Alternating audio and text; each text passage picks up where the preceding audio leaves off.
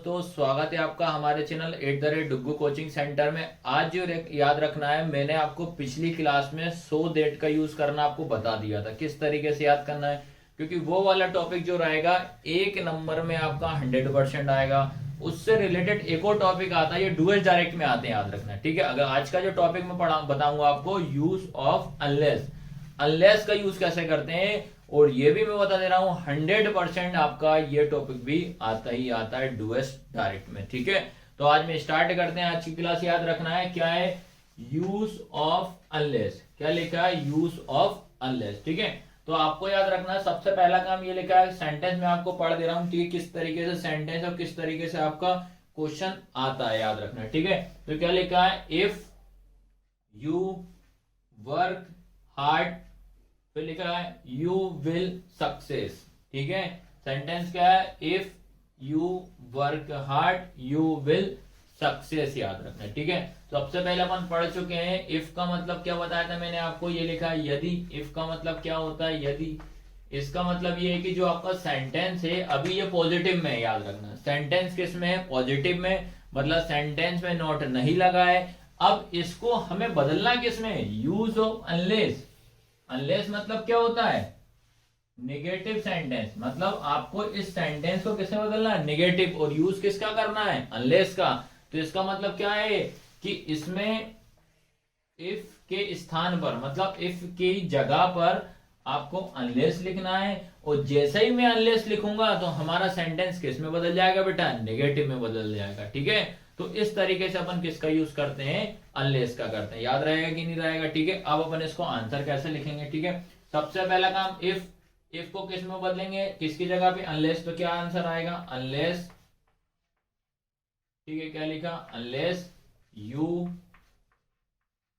Work hard, ठीक है। फिर क्या लिखोगे, यू विल, कन्वर्ट कर दिया, यू विल नॉट, याद रखना है, क्या लिखोगे, नॉट सक्सेस।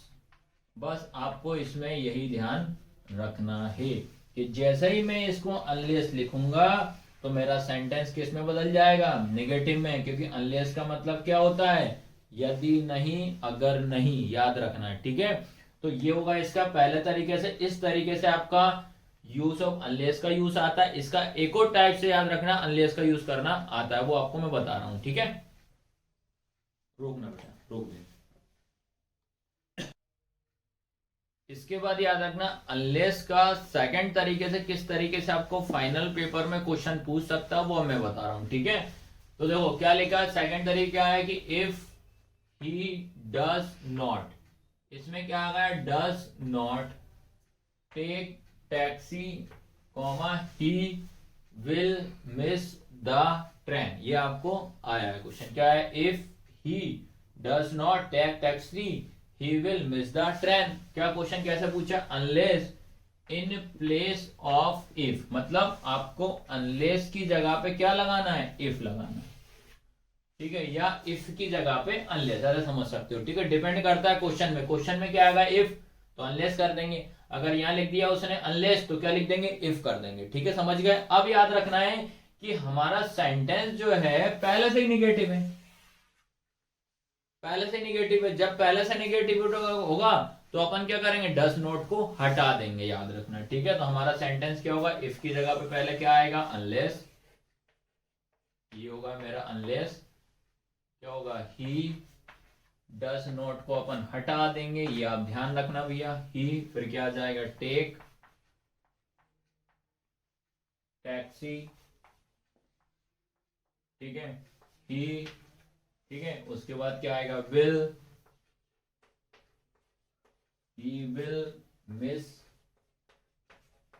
ठीक है, he will miss the train,